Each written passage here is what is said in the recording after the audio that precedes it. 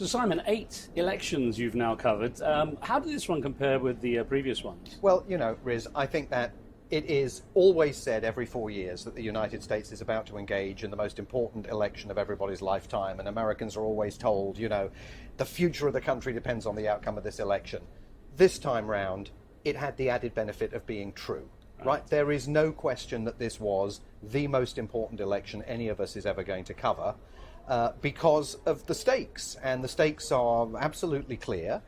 We know that the Trump 2.0 administration is going to be much more radical. I mean, this is what they describe their plans to be than its predecessor, that he's learnt from what he thinks were the mistakes of the past, which was the coming to terms with people that didn't necessarily agree with him but brought expertise to the administration. So I think that it was always apparent that this was going to be an absolutely vital campaign. And a campaign that was elemental in terms of discussing the future of American democracy. And then the twists and turns, the departure of Joe Biden from the race, the drama of that, the injection of Kamala Harris being given 107 days to try and persuade Americans to get behind her. First of all, she had to introduce herself to them. Then she had to explain her policies to them. She was better at the first part than the second part. And it all culminated with the repudiation of Democrats, both in the battle for that building, but also in the battle for Congress, for the United States Senate. So that's what I was wondering, with those twists and turns you just described, how difficult did it make your job? Because, of course, you're always expected to be on top of things, but, you wake up and things have changed that morning. Yeah, I mean, there's no campaign where everything goes according to plan for the two candidates, and indeed the whole concept of the October surprise, which is never that much of a surprise in recent years, exists to underscore the fact that this is always going to be a deeply, deeply unpredictable campaign. But a campaign in which you see the President of the United States succumb to a cabal by members of his own political party, orchestrated by one of his best friends, Nancy Pelosi, with whom Joe Biden has not spoken since he was defenestrated. The notion that we were going to watch his rival, Donald Trump, first of all defeat him in a television debate, then survive an attempted assassination that produced some of the most iconic images any American election has ever generated. Him getting back on his feet, the hand in the air, fight, fight, fight. The two conventions, always great images, iconic images that come out of that. The Republicans leaving their convention in Milwaukee, absolutely convinced that they had this election in the bag because they were still at the time taking on Biden, then getting knocked on the back foot by Biden being replaced by Kamala Harris, then the attempted assassination, the attempted assassination, of course, happened before the Republican convention. All of these things brought together and underscored, I think, a really brittle sense in this country that the tension, the anxiety, just the sheer length of the campaign, the amount of money that was spent on it, the fundraising itself. I mean, all of us, journalists, my wife, who's not a journalist any longer, receiving endless fundraising messages on email, on telephones. Every 10 minutes her phone was buzzing with another request for funds. It's all added to this notion of tension and unease here. And it's all about the aftermath. One of the big worries was the country was so divided that whatever the outcome, there would be potentially violence on the streets, there would be a lot of division. What sense do you have, it's only been a few days, but what sense do you have of the aftermath? Well, it's interesting. I mean, there's a building down there that is a commercial building that just a couple of days ago was ringed with fencing because the owners of the building were worried that, like the White House and the Vice President's residence, it could get ransacked and looted in the event of violence. That has all suddenly dissipated because really of the size of the victory. I mean, I think that this town particularly is despondent. It's a Democratic Party stronghold. There are thousands, probably tens of thousands of people here who realize they're not going to be able to stay here, partly because Donald Trump wants to replace them with ideologues, and partly because, in every time there's a transition, the Republicans are coming to town, the Democrats in large measure are leaving. But I think the shock to the system of the size of the victory, the one outcome of this election that no one thought was likely was a Trump landslide. Democrats said they thought a Kamala Harris landslide might happen. Most people thought narrow win for Kamala Harris, narrow win for Donald Trump. days, weeks of tension, possible unrest, possible protest. Nobody thought it's going to be a Donald Trump landslide and it will be resolved within hours of polls closing. And that's where we are, and the Democrats have said they're going to engage in a peaceful transition.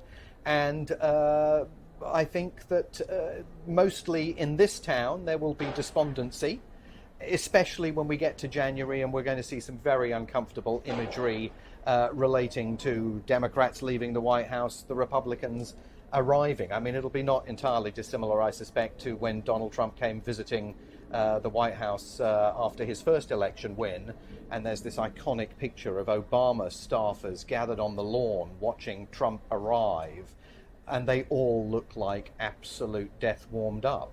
And I think we're going to see similar imagery this time around. Have you had a chance to talk to any of Donald Trump's detractors, people like Yes. John Bolton, who, was terrified of, to some degree, terrified of a Trump Yes. victory, because he said, now this time, as you alluded to in the first part of this, that he really has a better idea of what he can do. And how have those detractors, I mean, some of them have to run for the hills according to the threats. Well, some of them have already left town. I mean, Right. I know of two detractors, both of whom are not in Washington, D.C. One had already decided to leave the city some years ago and just get out of Dodge altogether, and the other one of whom deliberately positioned themselves overseas during election week because they were worried about what might happen. And in the aftermath of election week is suggesting that they are going to decouple themselves from the United States and establish themselves overseas instead. I think there is going to be an awful lot of that.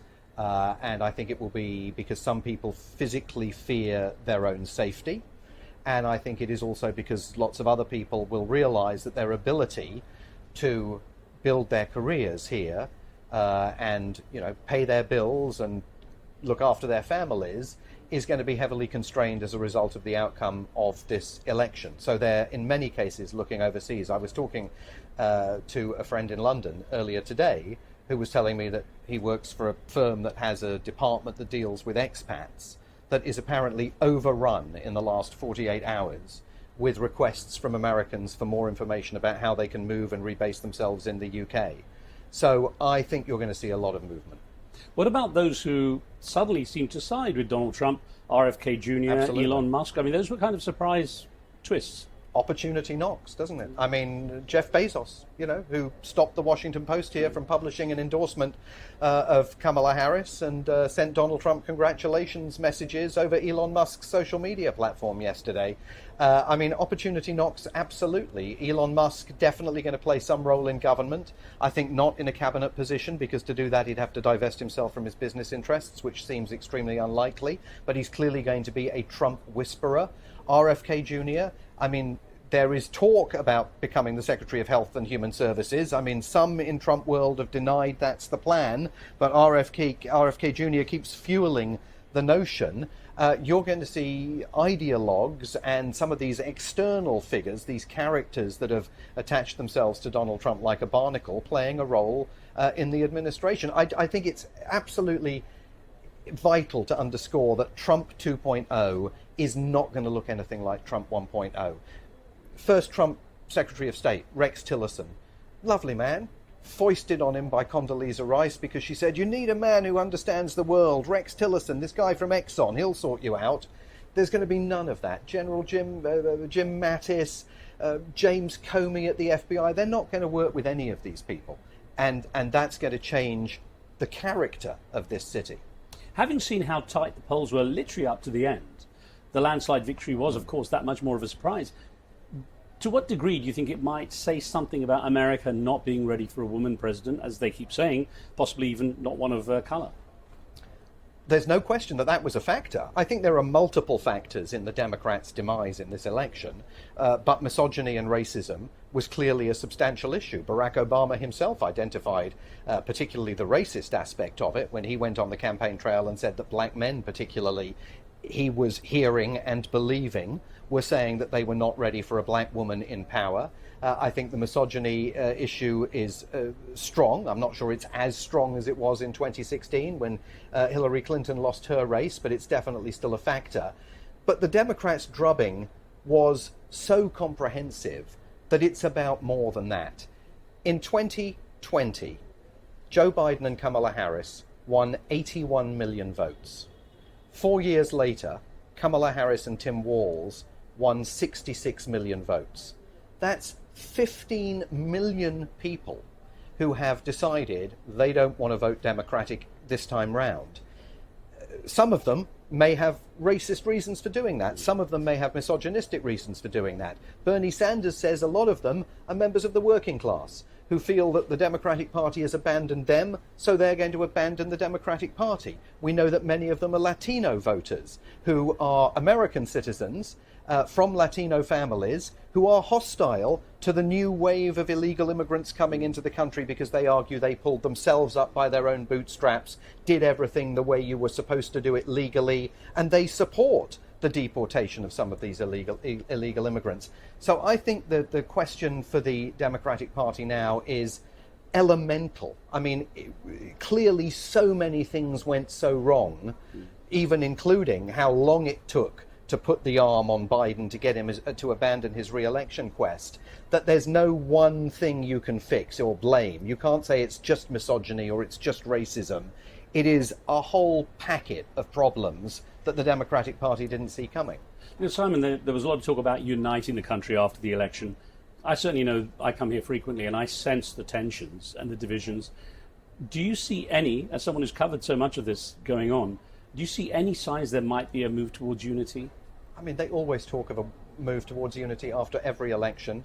And by the time the cadences of the sentence have finished echoing around the room that you're in, those calls have gone nowhere and are going to go nowhere. This is a tribal, 50-50 polarized nation. And there is nothing that the outcome of this election or Donald Trump's arrival in the White House said yesterday is going to heal the nation, said that before, then he came and made the inaugural speech about carnage in America. There's no fixing it. These are two tribal groups of followers of the Democratic Party and the new Trump-dominated Republican Party, with disaffected Republicans in the middle, not quite sure where they're going to end up.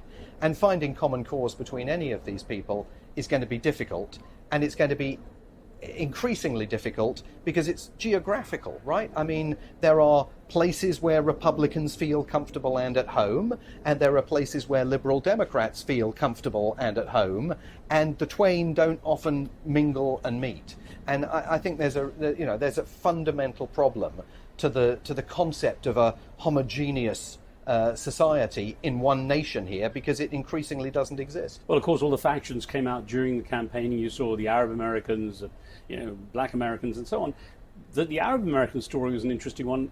How many people actually decided to support Trump from the Arab-American community? Some people believe it's because of the backlash due to the lack of action taken by the Biden administration with the Israel-Gaza conflict. And some just, I guess, feel that Donald Trump is going to be someone who represents them better. He's promised to stop all wars in a day, basically. But they're going to have to face the consequences of what he does or doesn't do now. Yes, and remember that he's talked about possibly reimposing his Muslim travel ban, which is going to have an enormous community impact on the Arab-American community. But, I mean, the Arab-American community in this election played a fascinating role, because they essentially said to the Democratic Party, enough. For 3 election cycles now, Barack Obama has gone to all Democrats and said, you may be disappointed in what we've done. Perhaps we haven't delivered on the things that you wanted, but you've got to vote for us because we're better than this guy, right?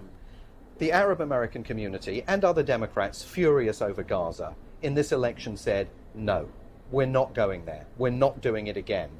Bill Clinton traveled to Michigan days before the election and said to the Arab-American community, Kamala Harris has said she's going to do what she can do to end the war, and she's going to try and advance the prospects of peace through diplomacy. That ought to be enough. That was the phrase he used to Arab-American voters. Get over it. It ought to be enough. And it wasn't enough. And they had Jill Stein in Michigan, third-party candidate, appealing for their support. You can deny Kamala Harris the White House by voting for me if you don't want to vote for Donald Trump. And it proved to be effective.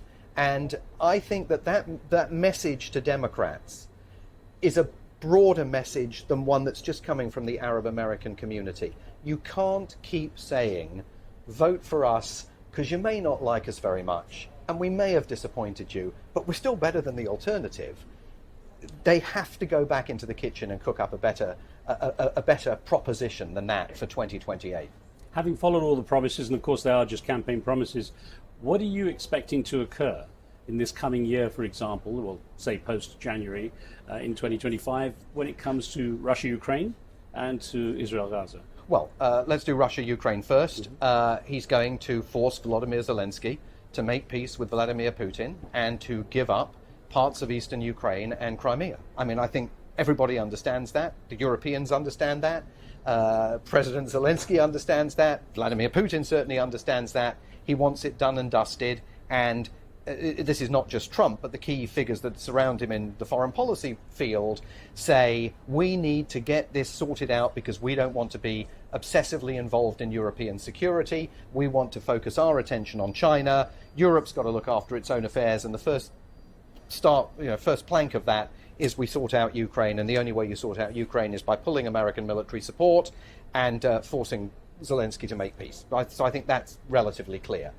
On Gaza, Trump and Netanyahu have been talking all the time. They've been speaking in recent days. Before the election, they were talking, with reports that Donald Trump said to Benjamin Netanyahu, get the military action in Gaza wrapped up by the time I take over in the Oval Office, because then it's got to be all about the day after, resolving Gaza in whatever way you can, getting the hostages out, become a big problem for any occupant of that White House if there are still American citizens being held hostage by Hamas in Gaza.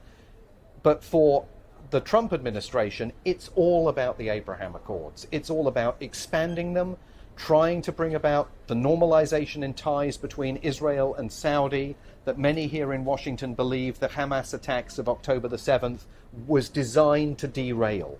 And so they want to get that Saudi track moving. And the way they think they do that is by ending the violence in Gaza, moving to the day after, which is obviously the really complicated bit, while simultaneously using the communication channels that they opened up through the Abraham Accords to try and get back to a place where you can think about the normalization of ties between Tel Aviv and Riyadh. That's what he's going to go for.